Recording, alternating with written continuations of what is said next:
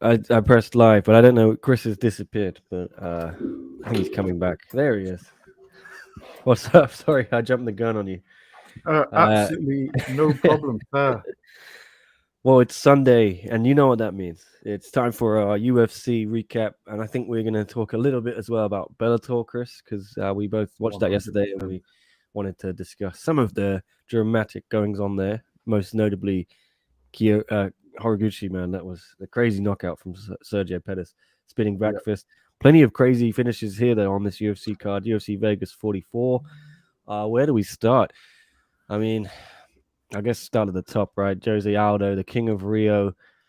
Uh, I picked Aldo to win, but I didn't think Chris he would be. I thought he was pretty dominant here.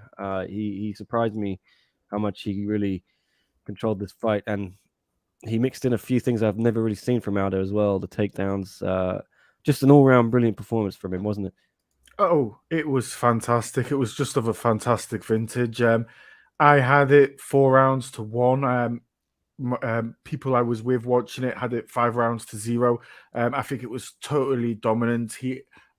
His striking was better, his grappling was better, his ground control was better, his ground and pound was fantastic. His chin is still super resilient. I mean, he's probably arguably the only person, the only real GOAT contender, you could say, who's lost the belt and really added to his CV because, you know, the moment Anderson Silva lost as he kind of fell off and went down a level, and we've seen it in some of the other people. Same thing happened with Fedor, but he's just been on an absolute tear. And I know he lost to top challenges. He lost to what Holloway twice, Volkanovski once, so he's only lost to the absolute elite, but keeps putting on performances. And I think John was saying this on Friday night's podcast for One Championship, bantamweight, one of the best divisions in the world. I mean, these are two top five guys, but just shows you that this division, whether it is over in Bellator, whether it's in One Championship, or whether it's right here in the UFC, arguably, man, right now, I think it is the best division in MMA for sure. Can't agree. Can't disagree with that. I think it's clear. Yeah, you see with the Bellator, the Grand Prix, as you mentioned. Uh, Let me bring up Fanatics though. If you don't know everyone, please go download Fanatics. We have passed the 600 people mark in our SCMP MMA group. You can join the fun as well. Why don't you? Just go to getfanatics.app/SCMP. Download it now. Join our group. Make your own groups with all your friends and what have you. Make your picks for every UFC event, Bellator, PFL, One Championship, whatever. It's all there. I don't think I did very well today, Chris, though, on Fanatics. I only actually picked the last four fights. I forgot to make my picks because we didn't do a preview. Normally, the preview reminds me to make my picks on there. So I did pick the main event, and I did go with I went with Rob Font. I said at the top of the show I picked Aldo, so I lied to you all. I picked Rob Font, and I look silly now in more ways than one. Um, wow. So yeah, that is it. Who picked Jose? Only JHK and Tom. We both got it wrong, Chris. Leon didn't pick. Oh, no surprise there. Yeah. Yeah, man. I thought Rob Font was going to win this. I just thought he had a little bit too much for Aldo. I just didn't see this performance coming out of Aldo. Just a fantastic performance. To tell you the truth, Tom Taylor probably went with the best way because I do think if Aldo was going to win, it was probably going to be a decision. He had a few times to submit him, but I think he didn't really want to go too far out of his comfort zone. But just my days, what an absolute performance. I did terrible on the Fanatics. I did pretty good on the prelims. I think I got maybe I was 5-2 or 6-2 at one point, and then just got to that main card. And I think, you know, you look at the One Championship on Friday night, and it was a fantastic card. Bellator was fantastic, but it's as if the UFC just said, One Championship, hold my cigarette. Bellator, hold my beer. I'm just going to show you on what people weren't really hyped about on this card. A lot of people were just looking at the co-main and the main and thinking the card was a bit wishy-washy through the rest of it. But what a fantastic card. And I mean, you look at the last 5 fights, I think you had 4 of the 5 biggest underdogs win on the main card. just absolutely fantastic. It does just show you that the UFC just gets better and better and better. They have so many of the world's best fighters. We had so many great fights, so many prospects. We have great fighters all the way down in the prelims fighting this weekend, and this isn't even a pay-per-view. I did not have a good night when it came to the underdogs. Yeah, I also went for Jimmy Crute, who was knocked out spectacularly by Jamal Hill in the first round, just 48 seconds. We'll get to that in a minute, but this one, I think the co-main event, everyone was looking forward to a lot, Chris. And, I don't think it lived up in terms of, everyone was saying fight of the year contender, but it was still a really fascinating fight for me tactically. It was a real chess battle and great finish from Rafael Fiziev, spinning wheel kick in the third round. Yeah, it was absolutely fantastic. It was so technical, and it was such a good fight from a technical standpoint. I thoroughly enjoyed it.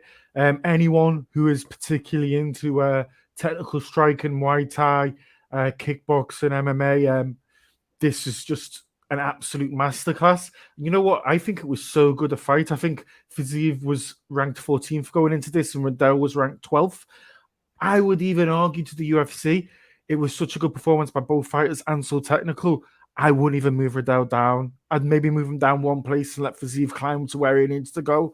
But I think it was so good. You can probably hold him at 12th, at 13th, and I certainly won't be putting him out those rankings.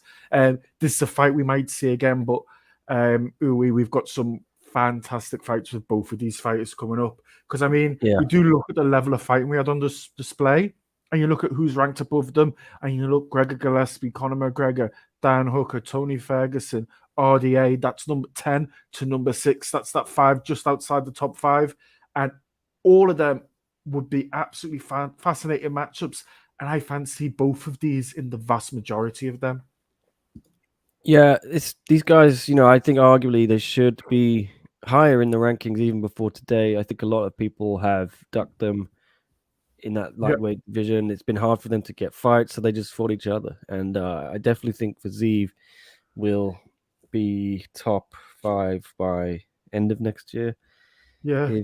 If he keeps going, and Brad Riddell, he'll be back, no doubt. I'm sure. Well, I mean, you look at them ranked 12 and 14th. If they would have been fighting, say, a number 10th ranked Gregor Gillespie or a number 7 ranked Tony Ferguson, and they both would have won, they would be banging on the door of the number 5. But they've decided to do one of those moments where we kind of get, if there is a top 8 in a year's time or in 18 months' time, we've kind of got that fight a year and a half early just because the way the machinations of the UFC work. And it just is fantastic. Yep. Good question here from Tan Nguyen. What's up, Tan? Saying, which main event was better, UFC or Bellator? Aldo beat Font 50-45. Who beat Sergio Pettis? I enjoyed both main events. I think obviously the finish of Bellator probably gives it the edge, but no, that was a really fun main event just now. And a little sad for Jose. He didn't get the finish there at the end. He was close, I think, on the ground, but he went for the submission. I think his team were all saying punch, punch, punch. But anyway, yeah, sorry, Chris. Yeah, it's so hard for these three because you've got Aldo, and obviously this shows you how great Aldo is. Let's be fair, he's actually probably declined somewhat, right? He's not at his prime, but you've got a prime Font, and the one thing you have to say about the Font who did beat Sergio Pettis, we all have to agree the Sergio Pettis we have now is much better. I think Sergio Pettis right now, I think he's 29. I think that fight was about 3-4 years ago when he was 25. So obviously he's grown into his body more, and he is just a better athlete. But yeah, for the best main event, I would give it to this one because the guy who dominated and in my eyes won 4 rounds won the fight. Well, we kind of had the opposite in Bellator, and that can all just be down to perfect game plan, and there's nothing wrong with a bit of rope-a-dope. But yeah, both fantastic fights. Yeah. Sorry, I forgot to add all the tags to this YouTube thing. So I'm gonna ask Chris to just start speaking about the next fight down here. Chris, Jimmy Crute, Jamal Hill, while I add the bells and whistles on the YouTube for this, but I didn't see that coming. We all picked Jimmy Crute. We all got it right there. With Steve, we all got it wrong with Crute. Yeah, that's it. But you do look at Jimmy Crute, ever since he came in through the Contender Series, I believe, his wins over Paul Craig, Sam Alvey, and Modestas Bukakas have been so dominant. He's got absolute knockout power. Fantastic fighter, and he had a little bit of a freak accident injury in that Anthony Smith fight. I believe I might be wrong there, but he has fought the higher level opposition. And he's someone I've been high on. I've been thinking of him as a future, definitely top 10 guy, possibly top 5. We are in a great era for light heavyweights right now, which, after the dominance of John Jones, it's like, we were talking about, we had this old generation come kind of afterwards with Blakovic and Glover Texera, and then we've got the younger generation with the Reyes, the Prokocha, the Rakic. Then we've even got these guys coming through with Hill and Crute, and it just shows it. Just fantastic knockout, and it does just show you how absolutely powerful Hill is. And he was a little bit unlucky, I think, in his previous fight to lose anyway. He was getting the better of Paul Craig, and then Paul Craig just does what he does and got a submission out of nowhere. But yeah, absolutely shocking. You look at Jimmy Crute's face afterwards, all bloody. His eye was absolutely mangled, but I saw them talking to each other afterwards on the broadcast, saying they're going to have a beer together. So that's absolutely nice to see. But just show you, man, this light heavyweight division keeps getting better and better. When John Jones went away and we had this explosion of talent, we thought it might just be a little blip, but it seems to be. We've got a really good conveyor belt of talent coming through. Yeah, I think Crute will be back. And Jamal Hill, nice guy all round. I think he also went for a few beers with Paul Craig after that defeat, even though his arm was fractured. Yeah. And yeah, it was good to see Jimmy lifted him up in the air. I think some of the officials were a little bit scared there because Jimmy Crute went charging at Jamal Hill to put him on his shoulders. But it was fun to see. Congratulations, Jamal Hill. A great way to come back. Very impressive finish. Slightly... Do you think he hit the back of Jimmy's head on that first shot that dropped him? The commentary team sort of brought it up, but it then didn't get mentioned again. Quite possibly, but I don't think it was on purpose. And sometimes stuff like that just happens in the fight game. And they both have great opportunities. And, Hill did mention Johnny Walker's there. There's also other guys coming off multiple losses. I mean, I think you've got Reyes coming off, 3 losses in a row. You've got Ozdemir there coming off. I think he's lost 3 out of his last 4. So there are some fantastic matchups out there. Yeah, he called out Paulo Costa in case Paulo comes up. So we'll see. 100%. Don't know if that'll ever happen.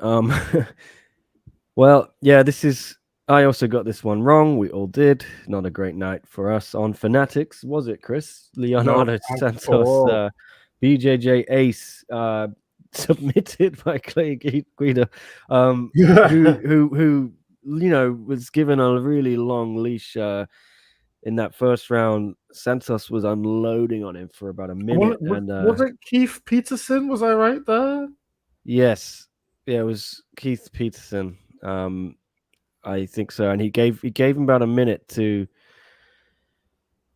survive. Santos emptied the tank, it looks like. Reminded me a little bit of that one. It was earlier this year, another Brazilian jiu-jitsu. Rodolfo. Yeah, Rodolfo. Yeah. I think between them, Rodolfo has about... Does he have 12 world championships? And I think Leandro has 7. And they both got submitted in the cage, which is a little bit of an odd one. But it does show you it is just an absolutely totally different sport when you add kicks and strikes. So if you're over in one championship, you add knees, as Buchecha might find out soon enough. But what a comeback by Clay Guida. You look at all these guys from his generation or his generation about, and there's not many of them fighting. This is a guy who fought Din Thomas, I think, back in 2007 and 2009. He was fighting Nate Diaz 2008, Gilbert Melendez. I mean, I think he fought Jim Miller about 5 years ago. So it does show you just absolutely how long he's been around. Fantastic for him, right? Absolutely fantastic. And he had a nice promo afterwards. His parents were there. It was their 45th wedding anniversary.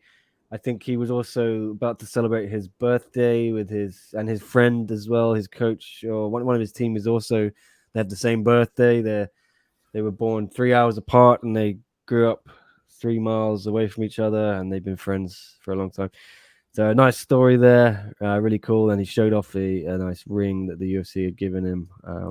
Did you get a little bit of a vibe in the interview that DC was kind of like pushing for like a little bit of a retirement vibe? He kind of did you get that a little bit, or I don't know. I felt he kept trying to steer the conversation more and kept mentioning, "Oh, you were getting battered there," and trying to really put the emphasis on the comeback. I don't know, and I kind of think that someone like Clay should just kind of let them celebrate, right? Because I mean, he's gone through some wars as of late, and he hasn't lost 3 in a row in a very long time. But I just think a little bit more respect could have been necessary there. Maybe I didn't notice that, but yeah, I maybe I'll watch it again. But really cool to see the Carpenter Clay Guida. Love that. Oh yeah, 100%. And I mean, look, I think I tweeted out there earlier, and I was like, me, you, Drake, John, Tom, all went for Leandro Santos, and my girlfriend said, "You backed the guy in his 40s to beat the guy in his 30s." Yeah, which I found quite funny. But I mean, these two at the age of 80, it was pretty live, and it just showed you that it really does matter how you look after your body, how you're doing these fights, because they were much more live than what we saw from Nick Diaz a few weeks ago. absolutely, Yeah. and another underdog gets it done there. Do you think where do you think Clay goes from here? I don't know.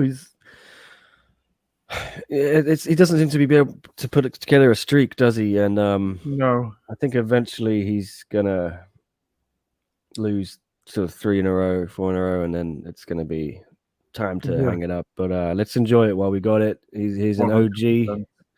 Yeah, always entertaining to watch. And I think the UFC likes these are real company guys like him, and they'll never badmouth the UFC. They'll never call for more pay. They'll never shit talk. He paid his dues. He said, hope you get well soon, Dana. He shouted out Sean, and they'll find a way to keep him on cards, I'm sure, for as long as he can still compete at this high level. And why not? Okay. 100%. And just to point out how long he's been around, he won the Strikeforce Championship back in 2006. So that does just show how long he's been around. Ideally, in my opinion, I think he should keep fighting as long as he wants to, because he's still live in there. But man, ideally, hopefully we can get next year, we can get him in the ring in Chicago or somewhere in Illinois or somewhere close to home in an arena or somewhere, and give him a proper send-off. Sure thing. I don't want any fighters fighting too far into their 40s personally. No, but I imagine he maybe needs the money, I guess. Yeah. I don't know what he's on his contract, but yeah, hopefully they can give him a nice send-off. Anyway, another shock here, Chris. Yeah. Chris Curtis again. Oh my God, pulling out of his bag of tricks. Jesus, didn't see this coming. Second round TKO hurt. Brendan Allen to the body and then finished it off. Plus 245 dog. He'd also shocked Phil Hawes, wasn't it? Not too long ago, a few weeks. UFC 268. He said, put me in on UFC 269. If anyone drops out, I'm there. I feel good. Wow, just crazy. Unbelievable finish. I think a lot of people now a Chris Curtis fan, aren't they, Chris? Oh yeah, 100%. And he's come to the UFC not late in his career for his weight class, but certainly not building himself up in the division over here. But when you do look at his record, when he used to fight at welterweight, he had one of his losses was to Bilal Muhammad. I think 2 of them were to Magomed Kerimov over in PFL. I think another one of his losses was to RC3. So when you look at those 8 losses on his record, 4 of them have been to really, really top guys, and 2 of them have been champions in other organization.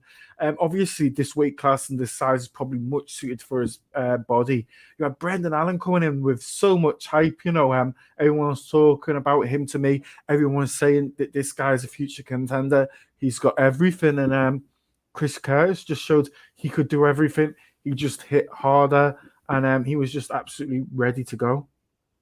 Yep, and he had Sean Strickland, didn't he? And 100%. John Wood in the corner. I think Sasha told us as well. When you get beat up by Sean Strickland for all day, every day, and toughens you up in ways nothing else will. So yeah, 100%. Yeah. What a great story as well. What a great story. I'm interested to see, what his ceiling is, where he can go. The Action Man. Yeah, great nickname as well. 100%. He had absolutely fantastic head movement, great feints.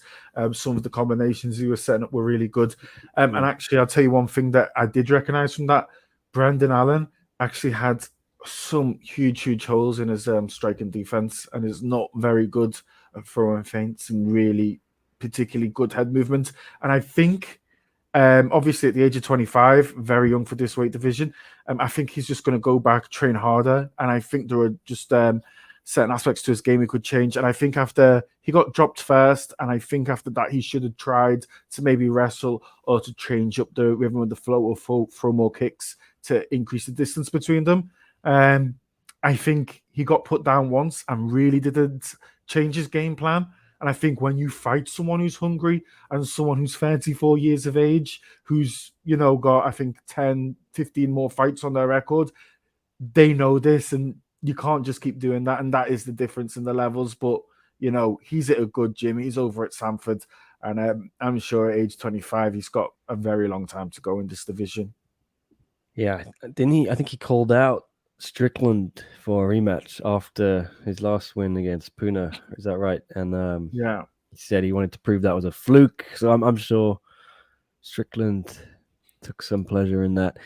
100%. If there is someone who is gonna take pleasure like that, it probably is Sean Strickland. Yes. Yeah. I think he's one of those guys who really, really likes hurting people. Kind of the opposite of a Ryan Hall per se. Yep. Sharp Mario saying Curtis C's a class fighter. Yes. Yeah, 100. We can all agree. A couple fights got bounced on this card. So here we go. Alex Morono, Mickey Gall. Yeah. There we go. I didn't make my pick for that one or this one, but all of you lot got it right. Alex Morono getting the decision over Mickey Gall. He was a favorite, so for once it went the way the bookie saw it, Chris.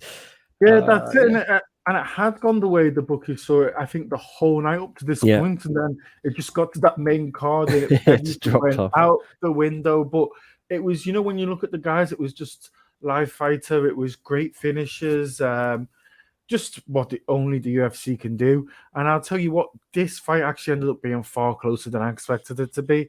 I thought Alex Morono probably would have gone in and dominated. I think in the time they've been in the UFC, I think Mickey Gall, I think this was his 8th fight since he joined the UFC.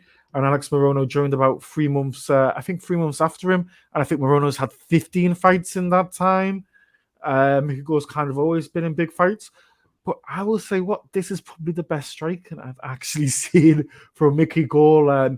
If we take away the Mike Jackson and the CM Punk fights where, let's be fair, it was kind of pro versus amateur in those. I maybe would have gave Mickey Gall the 3rd and final round, but I thought those first 2 rounds, it just showed that Mickey Gall still hasn't fixed up those holes in his striking. He's 31. Oh, he's 29, it says here. So he's 29 now. He still has time on his hands. But I'm just not sure if his future is really here in the UFC with what is a fairly limited skill set. And Alex Morono is a live dog. I expect him to keep climbing those rankings. He has been putting in work. He's beat some good guys, and some of the guys he's lost to have all been guys on their way up.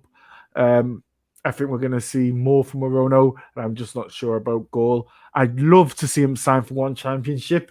and see him and Sage go at it one more time. Why not? Okay. And Maki Pitolo lost first round TKO to Disco Todorovic. Very impressive finish from Thunder, the man out of Serbia. You called it, Chris. JHK called it. Tom called it. I forgot to pick. Drake got it wrong. But yeah, very impressive result. Very impressive win for. Yeah, on some level you could say that, but it was a good performance by Dusko Todorovic, and he absolutely ran through him. His striking was much better, but you know what? I think tonight one of the themes, particularly on the prelims, and it could have been if Aldo lost, it could have been if Manel Cap lost, it could be for Mickey Gall. It's one of those Bone Thugs and Harmony moments because we're at a crossroads. Do you know what I mean? Because I'll tell you what, Maki Pitolo has been in the UFC now since 2019. He has been very, very active in that time. But I mean, is one win, and I'm just looking at 5 losses. Is that of the caliber of the UFC? And I'm not particularly sure.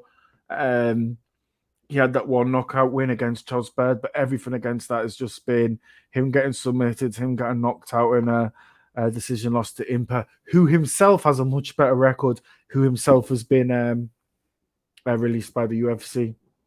So I'm just not sure if this is the place for Maki Pitolo anymore, unfortunately. Great character, but I don't know if there's much of a future. And we did see it last year that around this November, December window, the UFC gets pretty trigger happy with releasing fighters. I cannot hear a word you're saying, Nick.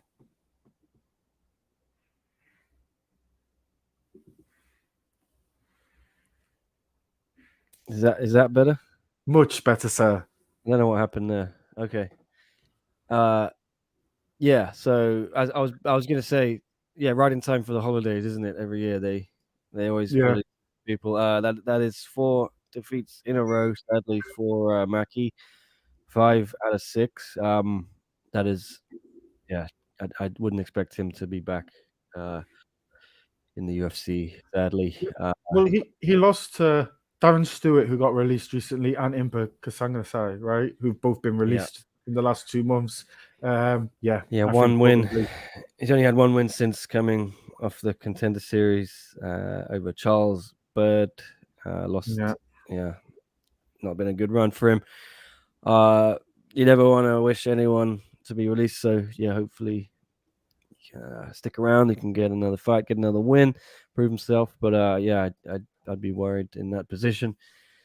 Anyway, let's go. Let's keep going. This one, Manel Cup is one of our guys out of Tiger Muay Thai in Phuket, Thailand. Starboy continuing his resurgence in the UFC after kind of shitting the bed really in his first 2 fights, and then he even missed weight for his 3rd fight. He got the flying knee finish and everyone forgot, and now he's eligible for a bonus. Did he get a bonus? I'm not sure. I haven't seen who got the bonuses. I'll check in a minute. But first fight round of the night was Bison Mallory Martin, and performance of the night bonuses went to Fazeev, Jamal Hill, Clay Guida, and Chris Curtis. Ooh, missed out. There we go.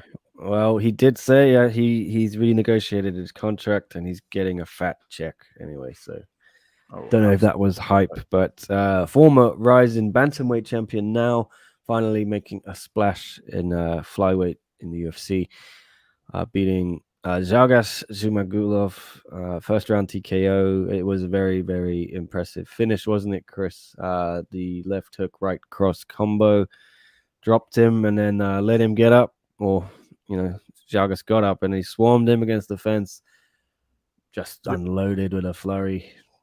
Zhalgas went down again. That was it. Impressive stuff. We all got it right. Well, I didn't vote. I would have voted for Cape if I'd picked. That is it. You know what? Pretty impressive. This is what we've kind of been waiting for Cape, because he had a very wishy-washy performance in his first 2 fights in the UFC.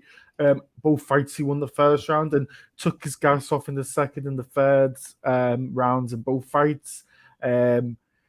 it was definitely needed. As I mentioned earlier, this is a little bit of a crossroads fight, and as good as he has been in as good and entertaining fights in Jaglas, how do you pronounce the last name? I was Jumagulov? Jimagulov, yeah. Yeah, Jumagulov. He hasn't particularly lit it on fighters since coming over from Fight Nights Global. He's only won one fight. That was against Jerome Rivera.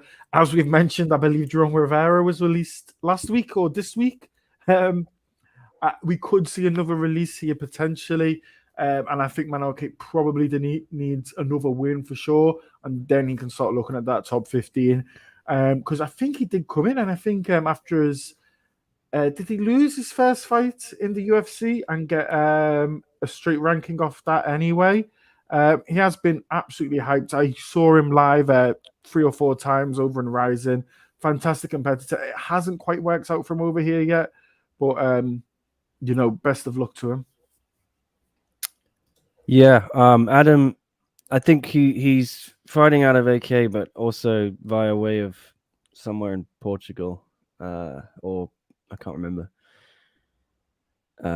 Was it Tiger or AK? No, you're right. It's Tiger. Sorry, no AK. Yeah. My brain is not well this morning. Yeah, with Mike Swick. Apologies for that. I need another coffee, obviously. Don't we all? Already had 3. Still a bit fucked from Friday's efforts for one championship. Yeah. It's up till 3:30 in the morning doing interviews on that one, and then up again at 9 a.m. yesterday to do reaction, and just not slept much.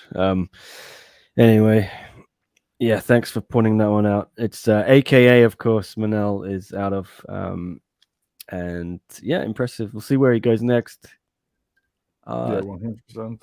Brian Barberena, Darian Weeks. Now, Chris, you're gonna have to take the rest of this. I missed the first few fights. I was asleep, so I'm completely blind, and you're gonna have to guide the rest of the way.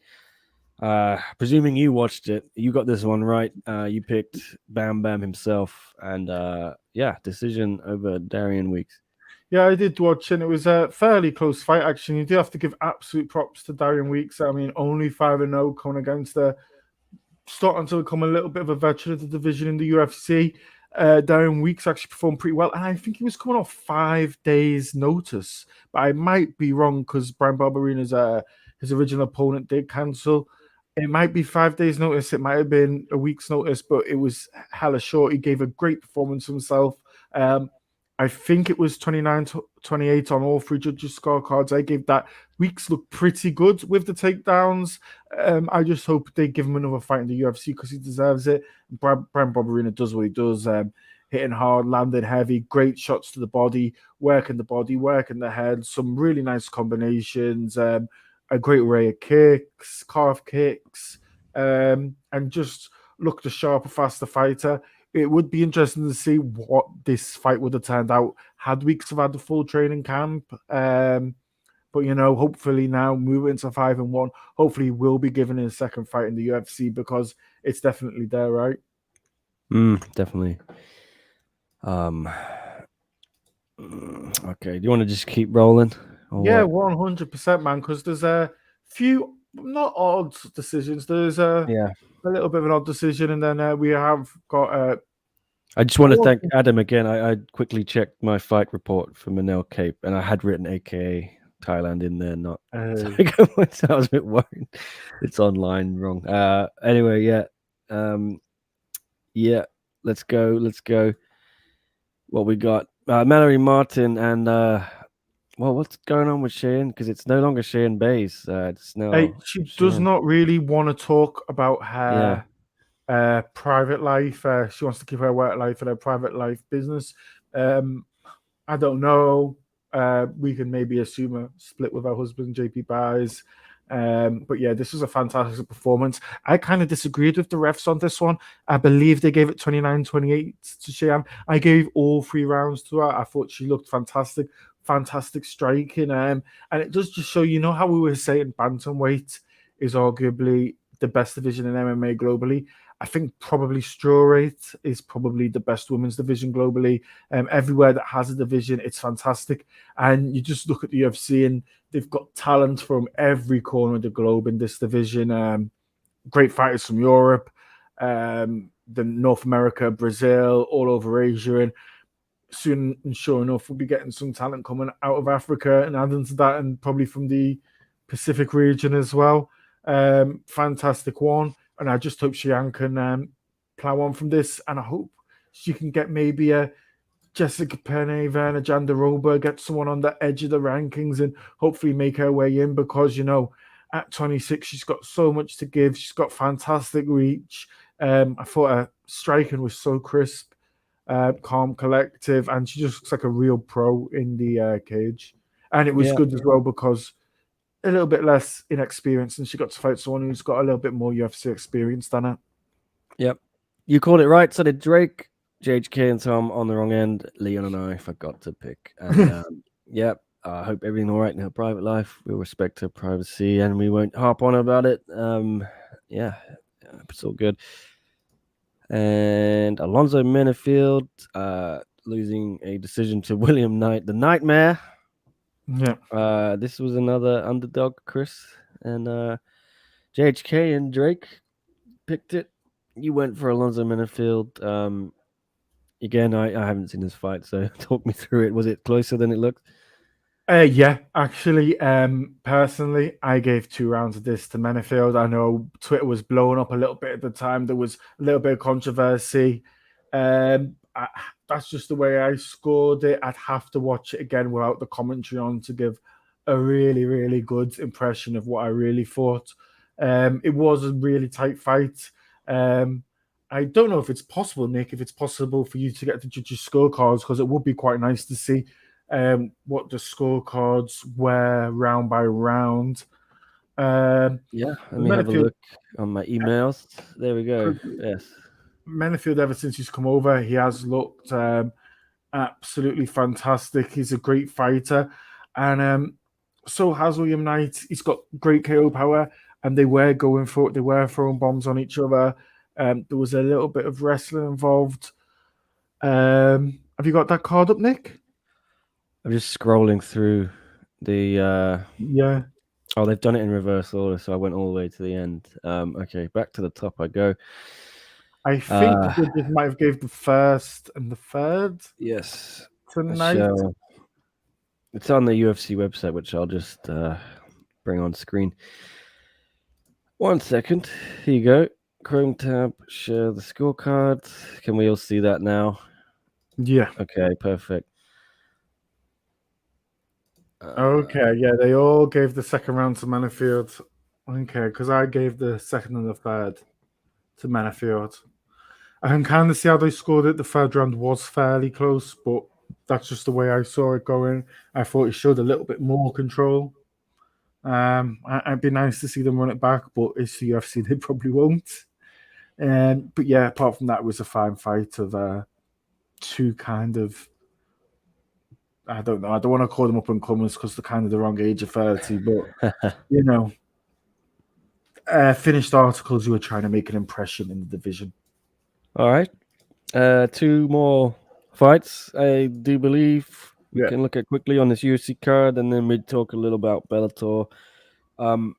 Okay, Claudio Puelles submitting Chris Grutzemacher. I hope I pronounced that right. In the third round, you got it right, Chris. You and JHK went with Claudio El Nino. Hats off to you, Chris. Yeah, man, it was another good fight, man. A little bit of back and forward. I think I had 1 round apiece. It actually, you do forget sometimes that this was 7 hours ago when the fight was going on. But if I remember correctly, I think I had it about 1 round apiece going into the third. Puelles pulled it off a great knee bar. Looks to have great striking, and coming up against someone who's fairly more experienced at a higher level, fighting in North America.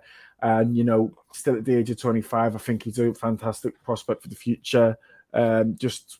That's it, really. There's not really much to say. We didn't learn too much, but we know he's got a chin. We know he can take a few shots, and we know he's got a submission here or there. Okay. And kicking things off, Vince Morales got the first round finish against Lewis Smoker just after 2 minutes. Yeah, everyone went with Smoker, but that's how it goes sometimes. Chris, talk us through quickly before we hit the Bellator news. Yeah, that's it, man. It was a little bit of an odd one. Vince Morales has been We all up didn't and do very well, did we, today? no, he's been up and down his whole career. I think if you can remember, I think he debuted against Song Yadong. I think they had their debut fight against each other maybe back in 2018. Yeah, we all backed Lewis Smoker. I thought he was going to get it, and I'll tell you what, it was actually a really nice knockout about 2 minutes into the first round. And you know what? It's one of those, if it wasn't on this card, I think a card that had 5 more knockouts and 2 more submissions, he could have very easily been looking at a bonus. Lewis Smoker, fantastic fighter. Oh. He's always had so much promise. I mean, you just have to look. I think we all picked him. Yeah, just watching it now. First man to knock out Lewis Smoker. And that's wow. it.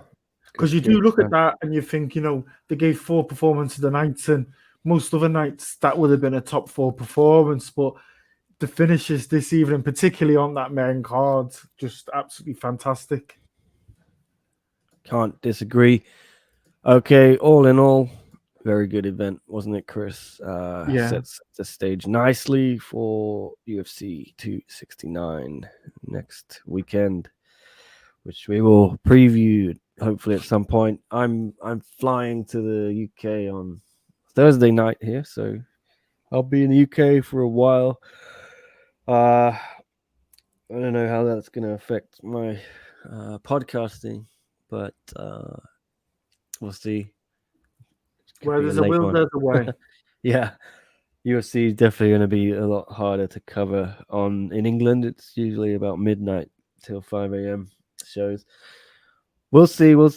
We shall see. Okay. Yep. Let's chat briefly about yesterday's Bellator 272. It's just really the main event I wanted to get in. Unbelievable, wasn't it, Chris? This spinning back fist from Sergio Pettis. Real highlight, real stuff. Horiguchi battered them from pillar to post. Pettis couldn't work out his rhythm, couldn't work out his movements. Horiguchi just works so hard. He has fantastic cardio, the way he bounces around. Just fantastic. How he mixes in the wrestling is fantastic. It actually kind of reminds me of a little bit of a DJ GSP kind of performance where they're not particularly fantastic at any single aspect of the martial arts, but they're great at mixing them, and hence off the name of the sport, mixed martial arts. Pettis, though, and you do have to look at it, he was talking to his corner, and the whole time his corner was saying, use the jab, set him up, there's openings. And I think the corner were just giving him, calming him down, because the way he won and the way he knew he won, it was as if he was always looking for that opening. We have seen it sometimes in his career that he does tend to go 3 and 2 in rounds when he goes to 5 rounds. He does tend to play very quick, but I did not see that finish coming. The best win of Sergio Pettis' career, without a doubt. Arguably one of the best bantamweights in the world, without a doubt. And you know what? Just fantastic. And that's got to still be the finish of the weekend for me. I think fantastic finishes today in the UFC, but I just think when there's a title on the line, it means a little bit more. Is it knockout of the year? Is it? I mean, I'm trying to think what I'm more surprised by. Was it the Superbon Petrosian KO or that one? And for me, still Superbon versus Petrosian probably has to be the one, but definitely on the MMA side, yeah. I'm gonna go with. I always give it to a main event. To me, it's probably the. I am trying to think. I mean, you've got Masvidal Usman knockout in a main event. Masvidal Usman's up there, but I just think it was such a shock. Because Usman Yeah, was the favorite going into that fight. yeah. He'd already beaten Masvidal once. I mean, everyone I know was back in Horiguchi. There was very few people back in Sergio Pettis, right? Just Anthony Pettis, it seems, who cashed a Yeah, nice $10,000 bet. He won $27,500. Well, good for him. And yeah, I guess knockouts of the year, regardless of are they the most shocking ever? It's definitely up there. You've got Rose Whaley, I think, the first one, and Christopher Lee, Nasty Yukon this year was particularly good. just the manner of it. Yeah, But it wasn't like a stunning yeah, like walk off KO or something like that. Still a very definitely. impressive There's achievement. probably loads more out there that are just as Yeah, impressive, but we're both just having huge brain farts right now. yeah. But Let us know if you could think in the comments of any you liked. But I I would think those are the main ones. Yeah. I would tell you going Oh, into next year. Yuri Prohaska and Dominic Reyes. Yeah. That's it. I will say as well, going into next year, Pettis getting that knockout, that going all over social media. I think that's fantastic for Bellator next year, going into their bantamweight Grand Prix that is going to involve Pettis and Horiguchi. And I'll give you my pick to win it now, Raufeon Stotts. Okay. Yep. Raufeon Stotts is my dark horse to win the whole thing. Yeah, Do you fantastic. think Horiguchi will be ready to compete or what? Yeah, I think so. Hopefully, I think they're planning to start maybe February, March, but who really knows? I don't know how long it's going to take for Horiguchi to recover. He seemed pretty banged up Sorry, after that KO. accidentally left. No, it's no problem, sir. Yeah, but the bantamweight Grand Prix, it's going to be fantastic. Great Yeah. talent from all over the Well, world. so Juan you think Archuleta, you think Raytheon Scott. Horiguchi will be good to go or what? I didn't hear. Sorry. Yeah, I think he will be. And I think they'll probably give Pettis someone else and probably keep them apart maybe until the semis because Pettis will be in there defending the belt. So he'll be doing 5 rounds while everyone else is doing 3. Yeah, and we did have a brief update from Mr. Kyoji Horiguchi on scmp.com/MMA. Share it on screen here briefly, but if you want to go read it, just head over to scmp.com/MMA. Tom Taylor put this one together. He gave a little update to his fans. He said, "I'm sorry. I'll do my best to come back again." But yes, sounds like he's doing okay. He was carried out on a stretcher. I did see a picture on Twitter that showed him lifting his arm in support or appreciation of the fans who gave him a round of applause. So that's good. It was a scary one. He was down for a while, as you can see there in this picture. As you know, Pettis was celebrating for a few minutes while Horiguchi was still being tended to by medical officials. So yeah, I wouldn't want to see him taken out of that tournament. Just depends when they start it, Chris, because you presume they want to finish it next year. So Yeah, they do always try and get it done roughly within a year. And usually with the quarterfinals, they'll do a 2-on-1 card and 2 on a second card usually. So they'll put 2 on a card with another title fight generally, and then they'll put 2 on another card with the title up for grabs. So that's usually what they do. You just try and give Horiguchi as much time as possible. But I mean, just to read you some of those names, you've got Sergio Pettis, Kyoji Horiguchi, Magomed Magomedov, James Gallagher, Leandro Higo, Pachi Mix, Raytheon Stotts, Juan Archuleta, and everyone there is an absolute live dog, really. what's going on over there? Just knocked the mic over. Oh no, me? No, that was my phone. Okay. Okay, and yes, Bellator, a little bit of steam to finish the year. Really, I've enjoyed the last few events. I'm gonna keep watching. I mean, I've struggled to always find time to catch Bellator between all of my work covering UFC and One Championship, but I'm increasingly becoming a fan, and I think that probably is translating to other people around the world as well. So Good stuff. Yeah, I'll be tuning in for this Grand Prix, no doubt. that's it as well. And I think starting off the year, I think 3 of the first events are going to be Nemkov versus Corey Anderson. I think they're going to have Musasi versus Austin Vanderford, and I think they're going to do Bader is going to fight who's the interim championship, Moldovsky. So they should be some nice big shows to kick off the year from Bellator. Yeah. Go check out if you didn't know, we no longer have a paywall on our MMA content, guys. So head over to scmp.com/MMA, help us out, read some of these articles. In the middle of trying to get a little bit of a redesign going, but as is the way with SCMP, they don't tend to do anything until the traffic is going crazy. So I'm hoping we can get that traffic back up now the paywall is down. I know, Chris, it takes a while to retrain people's minds. When the paywall goes up, you tend to stop clicking on it when you see it. So I'm hoping we can get that traffic back.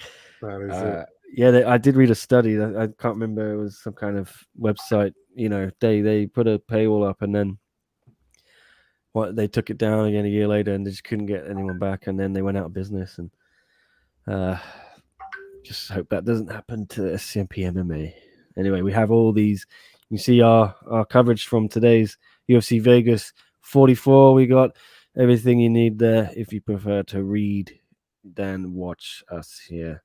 100%. Always read it. You get, what's always nice as well. You've got everyone over there. You've got Patrick, Tom Taylor. You've got Nick Atkin. You've got all different types of people on there, right? And you've got all different types of opinions. So definitely go and check it out. And we're going to be hitting you hard this week in the run up to the UFC's de facto kind of curtain closer for the year. Next Sunday, Charles Oliveira versus Dustin Pourier. We're going to be here. I think we're going to be here on Thursday with a cheeky little preview, Nick. Yes, I think that's the plan. Provided, I don't fly till 11:45, so I can do that. Yeah. Are we gonna have Drake on the ground over there? Yes. Drake's there. I don't think Tom is there. We can see we can get them both there, but I think it's just Drake. But Tom will be doing some writing, seeing as he's on that side of the world. So I think Tom will be doing some previews for us, and Drake will have all the video content.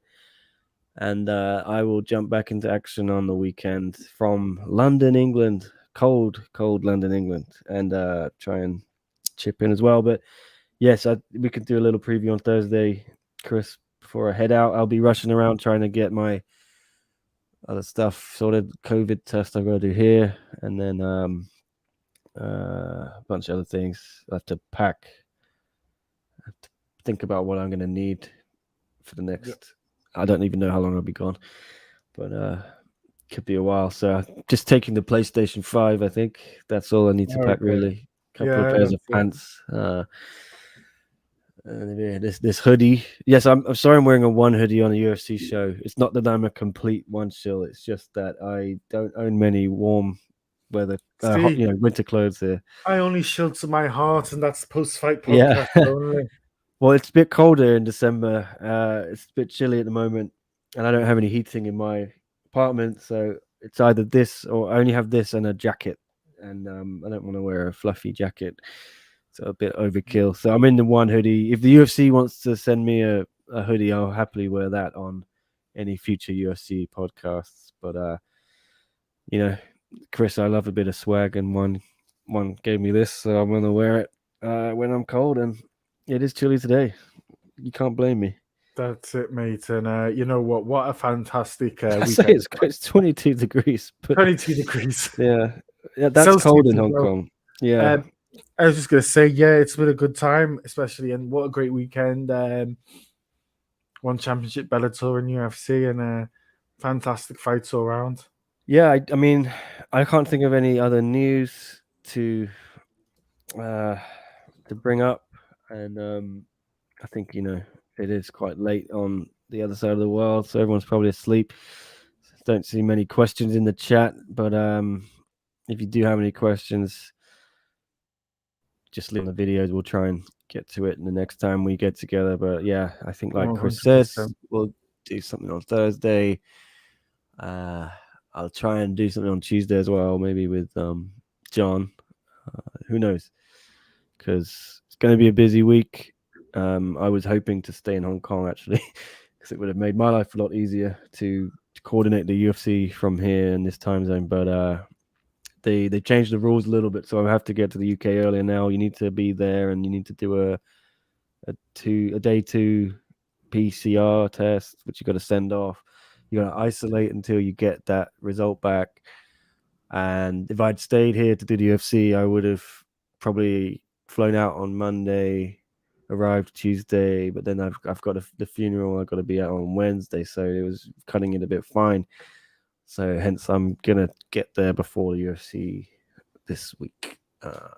So we'll like Chris says, where there's a will, there's a way. Get it done, and bring you usual coverage. I can't see much other news around, Chris. Just having a quick scan. No, there's nothing in particular. Yeah, I think it's pretty chilled. Yeah, not much reaction really from one either. You can check out our videos on the channel at SCMP MMA. Give us a like and a subscribe as well if you haven't. We picked up a bunch of subscribers from those videos, particularly from the ones with Stamp, Fairtex, and Ritu Fogat after the Atomweight Grand Prix final. Thanks everyone. Any new subscribers here, thanks for following. Hopefully you're enjoying this, the content, and there'll be plenty more. We'll be covering Winter Warriors 2, which is the week after next. If you're a fan of Team Lakai, the Filipinos who are fighting on the card, I have an interview with all 4 of them who are competing. Go check that out on the channel. 2 more UFC events this year. Yeah. And I guess Ala, Drake, and John, we might get a little bit of Rising content come New Year's show. Yeah, and we have got Matt Eaton is now on board at SCMP Sport. He's not on the MMA in particular, but he is obviously an MMA fan and former MMA reporter. So I think Matt's gonna dip in, especially with the Rising side of things. So I'm not sure he's allowed to cover one championship for us. Matt was unceremoniously banned by one a few years ago, and yeah, I don't want to poke the bear there, but yeah, maybe Matt Eaton will join us one day on a podcast. I'll speak to him. He's just finding his feet with SCMP. He used to run Fight Game, I think it was called, a website, an Asian MMA website, based out of Hong Kong here. He's a very nice guy, good writer as well, good reporter, good editor. So maybe we'll see him, Chris. Yeah, that's it, 100%. I think you've met Matt. Every day, every week, every minute. Yeah, I think we bumped into him once when you and I were together. Okay. Yeah, he's a good dude. Yes, welcome aboard to Matthew Eaton. All right, yeah, that's about it. I'm gonna eat breakfast now at 4 p.m. Yeah, I'm gonna eat lunch. Yeah, thanks for everyone in the chat, and Chris, thank you for joining as always. I forgot to switch on the old the names. So here it is briefly. If anyone still wants to follow us, here are our social media handles. At Chris EB_MMA. Growing a little following there on Twitter, Chris. I see you past the 100 followers mark. There we go. You know, I'm pretty happy. I'm getting there. Getting a little bit of interactions, some retweets by some friends, some famous people and some not so famous people, but it's not too bad. It's getting there. Always trying to build the following. Yeah, Chris is very fun follow on Twitter. Please, he's always interacting as well, and he'll always reply. Importantly, not just Nico SCMP, but most importantly, the most important thing is right here. Like and subscribe. Get on with the Post Fight Podcast. Follow us on all the social media, because you know the more you support us, the more we can do. Been a little bit constrained the last 2 years because of COVID, but hopefully once this all clears, sometime next year, it's gonna be even better, even bigger. One championship, UFC, Bellator. We're gonna be all over it. Yeah, I mean, I feel it might be another 12 months until we have any events up here, but you can bet your bottom dollar, as they say in America, that Chris and I'm sure we'll be at an event together as soon as it comes back. Anyway, Chris got a phone call there. I'll let him get to it. Thank you, Chris. It's been a pleasure. I'll see you soon, hopefully, yeah?